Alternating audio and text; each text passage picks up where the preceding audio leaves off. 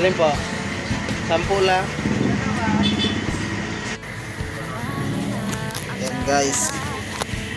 Yan, yung pusa. Yan. Nasa kaha.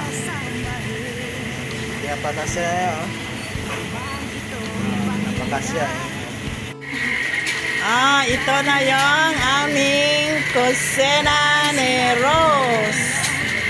Ito ang aming mga loto. Ito ang maganda kong tagaloto ng Junat.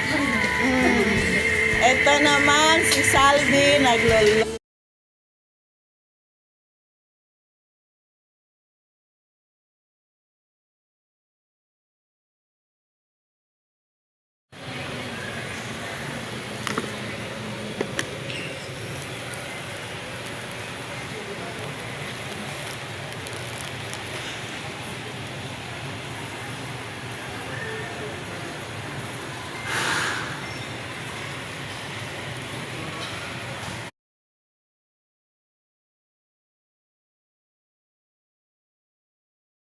Nasa mga dayo tayo dito. Hindi Sama ba? Kasi kung tayo sa ano, hindi naman mapira din ang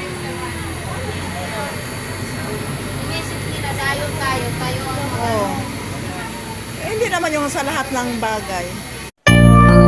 Isang beses lang tayong mabubuhay sa mundo. Kaya naman, dapat sulitin mo na ang bawat segundo nito. Gawin mo lang palagi. Yung mga bagay na tingin mong magpapasaya sa'yo, puntahan yung mga lugar na gustong makita ng mga mata mo. Kasi isang beses lang tayo, may pagkakataon